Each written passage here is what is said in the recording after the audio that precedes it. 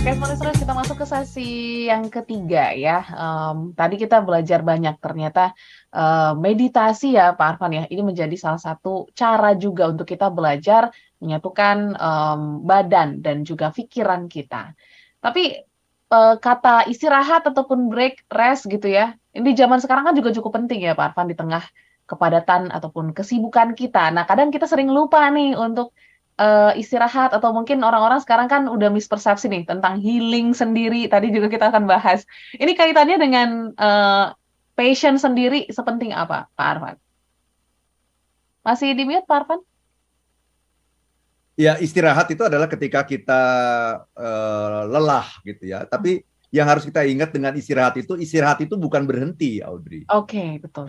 Banyak orang yang istirahat itu kemudian berhenti. Bukan, istirahat itu hanya mengambil jeda ya untuk kemudian menyesuaikan ritme kita gitu. Oke. Itu namanya istirahat. Mungkin kita terlalu cepat dalam bekerja, terlalu cepat dalam melakukan action gitu, sehingga kita akhirnya jadi tergesa-gesa. Ya, sehingga kita tidak bisa menikmati hidup ini. Nah, istirahat adalah dalam rangka mencari waktu untuk membangun ritme yang baru, gitu, tempo yang baru, kecepatan yang baru, gitu. Niat istirahatnya itu, gitu, bukan untuk lari dari masalah, gitu ya, bukan untuk itu. Karena istirahat itu hanya dilakukan ketika kita merasa lelah. Nah, kenapa kita merasa lelah? Mungkin karena segala sesuatunya kita lakukan terlalu cepat gitu dalam hidup ini. Oke. Yes. Dan juga tadi Audrey sempat bikin polling ya Pak Arfan ya. Sebenarnya pendengar kita nih dominan multitasking ataupun justru tidak gitu ya. Ternyata jawabannya apa? Sudah 44% yang menjawab iya dan tidak 56%. Masih ada kecenderungan yang cukup besar ya. Karena memang multitasking ya. Betul. Karena memang ya dengan situasi dan kondisi sekarang tidak dipungkiri kadang kita dipaksa keadaan seperti itu Pak Arfan. Ya. Oke, mungkin aku baca beberapa pertanyaan yang juga cukup menarik nih Pak Arfan ya. Audrey. Bicara tentang sosial media. Nah, ini dari Emerita PNK. Dari Arnik 40 tahun dari Kalimantan. Media sosial ini mempengaruhi nggak sih Pak Arfan akan kebahagiaan kita? Apalagi kan sekarang ya melihat media sosial, mungkin teman-teman udah sampai di level atas, kita juga jadinya ingin cepat-cepat gitu ya. Ini juga mempengaruhi passion juga. Gimana tuh Pak Arfan? Terima kasih banyak ya untuk siapa tadi? Arnik ya. Jadi gini, kalau Anda baca buku saya, The Seven Laws of Happiness, itu ada beberapa definisi mengenai yang namanya kesabaran atau passion itu. Satu definisi sudah kita bahas tadi, yaitu yang namanya sabar itu apa sih? Sabar adalah menyatukan badan dan pikiran di satu tempat. Itu namanya sabar. Ya. Karena kalau badan dan pikiran kita berpisah, maka kita akan tergesa-gesa dan tidak menikmati apapun yang sedang kita lakukan. Itu baru satu definisi mengenai sabar, Audrey. Nah, definisi lain mengenai sabar ya adalah sabar adalah menikmati prosesnya tanpa terganggu dengan hasil akhir. Ya. Jadi yang namanya orang yang sabar itu adalah orang yang menikmati proses gitu. Karena segala sesuatu itu ada prosesnya. Nggak ada orang yang tiba-tiba bisa pinter, tiba-tiba terampil. Ya, tiba-tiba orangnya jadi orang yang hebat. Nggak ada. Harus ada apa? Proses belajar itu luar biasa indahnya. Ya, proses belajar itu luar biasa indahnya. Jadi kalau mau menguasai sesuatu, keterampilan apapun, ya dalam bidang apapun, ya di kantor, dimanapun Anda berada, Anda harus sabar. Kalau nggak sabar, nggak akan bisa. Satu-satu. Sabar itu apa? Satu-satu. Prosesnya kita lalui. Dan proses itu indah sekali. Ya, mulai dari, kalau orang sales misalnya, belajar product knowledge, dipelajari dulu product knowledge. Kemudian cara menelpon gimana ya? Cara menelpon yang baik ya, dipelajari dulu. Kok saya nggak bisa ya santai dengan customer ya? Kok saya selalu kalau bicara dengan customer tuh selalu serius, terlalu tegang. Gimana caranya ya? Kok rekan kerja saya bisa ya? Oke, coba saya pelajari. Saya tiru deh gimana cara dia menelpon dan seterusnya. Itu namanya proses yang dinikmati. Begitu juga orang kalau mau kaya. Boleh nggak jadi orang kaya, Audrey? Boleh dong. Kita harus jadi orang kaya. Kalau kita mau bantu orang, bagaimana mungkin kita bisa bantu orang kalau kita sendiri tidak berkecukupan gitu ya. Jadi kita harus kaya, tetapi dalam rangka menjadi orang kaya itu ada prosesnya. Prosesnya, betul. Nah, orang yang sabar itu adalah orang yang menikmati prosesnya satu demi satu. Ya, harus bekerja keras, oke. Itu kan prosesnya bekerja keras, menguasai bidang yang kita sedang tekuni hari ini. Kemudian nanti dapat uang, kita mulai belajar apa? Menabung. Kalau mau kaya harus menabung. Jadi pendapatan Anda harus jauh lebih besar daripada pengeluaran Anda, kan seperti itu. Dan seterusnya. Nah, itu namanya proses. Sabar itu adalah menikmati itu prosesnya, naik turunnya, ups and down-nya kita nikmati. Itu yang namanya sabar. Nah, orang-orang yang mau kaya tapi tidak sabar, nah itulah yang akhirnya kemudian melakukan jalan pintas. Betul. Sehingga akhirnya tertangkap oleh KPK. Nah, ini kan kemarin baru ada seorang menteri lagi yang tertangkap oleh KPK. Itu menteri loh, ya. Padahal kekayaannya juga sudah luar biasa, tapi tetap pingin lebih lagi. Namanya manusia kan selalu merasa kurang. Ya, dan tidak sabar untuk mendapatkan harta itu, tidak sabar. Caranya apa? Ada banyak jalan pintas di dunia ini, yaitu dengan cara korupsi, manipulasi, dan sebagainya. Nah, kaitan dengan media sosial, seperti disampaikan tadi oleh Arnik tadi, media sosial itu seringkali menunjukkan kepada kita hasilnya, bukan prosesnya. Ya, sehingga ketika kita banyak melihat media sosial, maka kita akan menjadi tidak sabar gitu. Kenapa? Karena kita melihat teman kita misalnya, ini dulu waktu kuliah bareng-bareng saya nih, kok sekarang udah jadi orang hebat, kok sering banget dia posting foto pergi ke luar negeri gitu.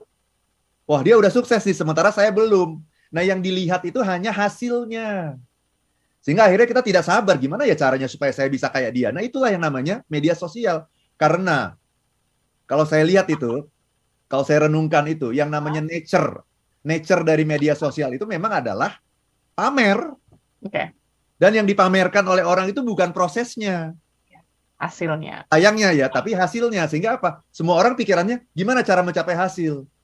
Sehingga di kantor pun para leader itu seringkali bertanya, show me the result, show me the money.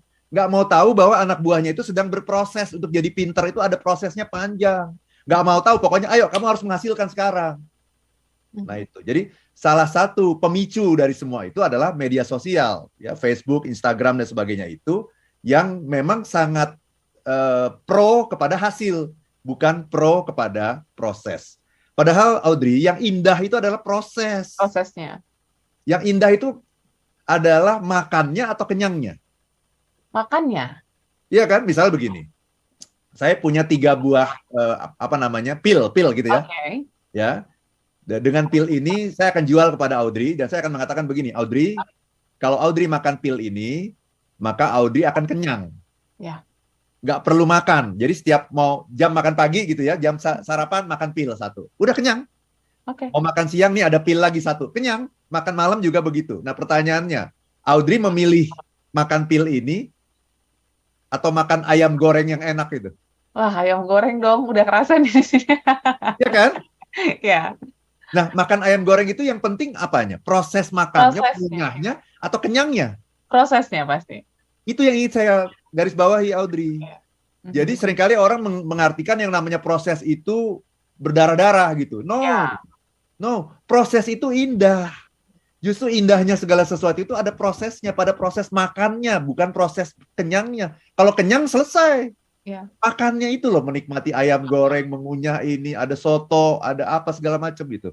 Ya itu indahnya itu pempek gitu ya. Waduh. Indonesia kan sangat kaya ya dengan kuliner-kulinernya. Gitu. Itu Audrey. Jadi ini memang kita harus waspada juga ketika kita melihat sosmed, kita harus sadar.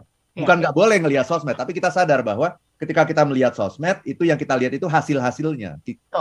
Kita tidak tahu prosesnya seperti apa. Dan itu bertentangan dengan prinsip happiness. Yes. Itu Audrey. Ya, kalau misalnya Anda mudah tertrigger gitu ya melihat sosial media, mending dikurangin sih ya sarannya Audrey dan juga Pak Arfan pastinya. Betul, supaya tidak terpengaruh seperti itu. Oke, nanti kita akan lanjut lagi Pak Arfan membahas pertanyaan-pertanyaan seru sekali nih, bahas tentang passion ya. Dan Anda juga yang merasa relate boleh komentar ataupun sharing, atau mungkin Anda juga merasa menjadi orang-orang yang susah sekali untuk passion, untuk bisa menyatukan badan dan pikiran Anda di momen yang sedang berlangsung. Silahkan ya, sharingkan di 0812 11 12 959. Kita jeda saat, nanti juga mungkin Pak Arfan boleh sharing kalau misalnya kita mau baca bukunya secara lanjut, Ya, Seperti ya. apa? Apakah ada diskon khusus nih untuk Oh pendengar ya. kita? Nanti kita akan bahas. Pastikan Anda tetap bersama kami Small Listeners dalam Smart Happiness. Terakhir, di mana kita akan menyempurnakan ya topik pada hari ini, passion. Yang di mana ini sudah ada beberapa respon lagi. Kita bacakan ya, Pak Arfan ya. Silakan Audrey. Oke, dari Pak Rudi Irwansyah. Selamat pagi, Pak Rudi. Ini dari Medan sepertinya. Ya. Sabar atau passion ini mudah diucapkan, Pak Arfan, tapi sulit banget ya untuk dijalankan. Di mana sabar ini butuh proses mengendalikan diri, dipandang sebagai sikap yang punya nilai tinggi. Nah, gimana untuk kita bisa mengkonsistenkan passion ini, Pak Arfan, di tengah ya hektiknya aktivitas dan juga kegiatan kita setiap hari? Iya, itu artinya bahwa yang namanya sabar itu belum ada dalam diri kita gitu. Oke. Sabarnya itu baru dalam bentuk perilaku, tapi belum dalam bentuk mindset gitu. Karena kalau sudah dalam bentuk mindset, apalagi udah masuk ke dalam bawah sadar kita, mestinya itu menjadi sesuatu yang konsisten kita lakukan gitu. Ya, nah caranya gimana? Nah kita harus tahu caranya gimana. Saya tidak menemukan cara lain yang lebih efektif, Audrey, selain meditasi. Meditasi, oke. Saya tidak menemukan cara yang lain gitu. Ya. Dan meditasi itu jangan membayangkan sulitnya gitu. Kan seringkali kita membayangkan wah susah nih gitu ya. No, meditasi itu sederhana sekali. Ya, Anda cukup duduk saja. Coba bayangkan Anda duduk. Oke. Maksudnya kurang gampang apa lagi gitu ya. Ya. Anda tinggal duduk, Anda diam, pejamkan mata. Anda boleh setel apa istilahnya itu? Musik? Bukan. Atau Apa namanya? Waktu. oke, timer. Jadi countdown gitu 5 Ya. menit saja, nggak usah lama-lama. 5 menit. 5 menit saja. Ya, coba pagi hari nih Audrey. Audrey boleh coba nih. Coba Pagi ya. hari ya setelah bangun sholat subuh, selesai sholat subuh gitu ya. Coba Anda duduk diam 5 menit. Anda pasang timer ya, pasang timer countdown 5 menit. Pusatkan perhatian hanya pada nafas, tarik nafas, nikmati indahnya menarik nafas, nikmati indahnya mengeluarkan nafas, terus saja gitu. Selama 5 menit. Dan 5 menit itu Audrey, tahu nggak? Waktu 5 menit yang hanya sebentar itu rasanya 1 tahun tuh Audrey. Wow, oke. Lama sekali, kok nggak selesai gitu. Jadi bolak-balik buka mata ngelihat jam berapa menit lagi. Karena kok nggak selesai. Nah itu namanya kita belum bisa bersabar. Memang ritme orang zaman sekarang itu, orang modern itu memang dipacu oleh situasi, ritmenya menjadi cepat gitu. Dan itu sangat bertentangan dengan namanya happiness gitu. Happiness itu tenang, damai, nggak lama-lama kok 5 menit. Ya. Dan nanti yang menarik nih, Audrey, dengan hanya menginvestasikan waktu 5 menit setiap pagi, Anda akan bahagia sampai jam 5 sore.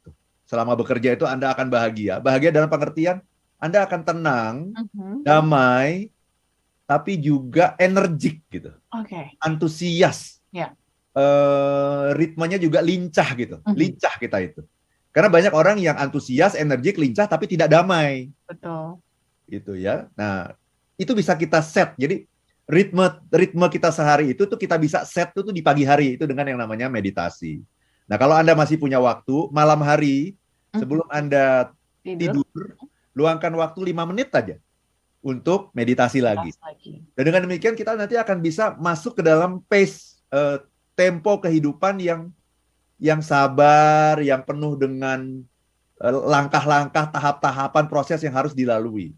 Saya jadi ingat waktu saya pergi ke Jepang, ya, waktu beberapa kali saya pergi ke Jepang, saya pernah menikmati itu upacara minum teh. Upacara minum teh di Jepang. Itu yang namanya minum teh itu jangan dibayangkan begitu dapat teh langsung diminum gitu. Nggak begitu. Jadi gelasnya itu, cangkirnya itu diputar-putar dulu gitu. Jadi mulai dari melihat dulu warna teh itu kayak apa gitu ya. Kemudian dicium dulu. Dicium dulu gitu, bau teh itu beda-beda ternyata. Oh ini, smell-nya seperti ini gitu ya. Kemudian tempelkan bibir Anda pada cangkir gitu, tempelkan, diputar-putar sedikit gitu loh.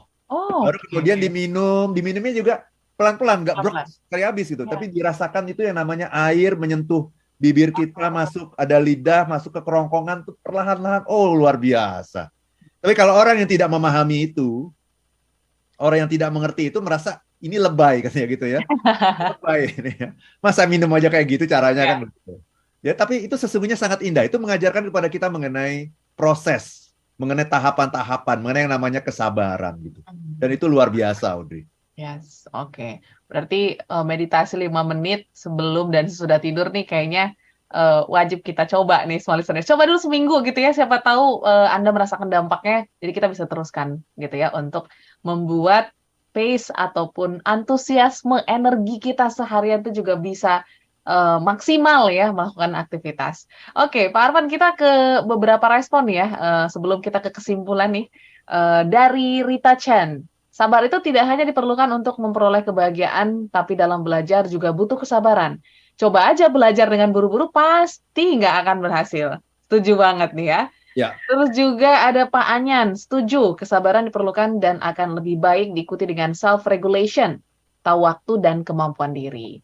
Terus kita juga ada pendengar nih Pak Arfan yang kirim salam dari Korea Selatan dan Hong Kong. Selamat pagi. Oke. Jauh-jauh Jauh-jauh ya. perbincangan kita, keren banget. Semoga mendapatkan insight pagi hari ini. Mungkin mau merespon beberapa statement dari small listeners, Pak Arfan, silakan.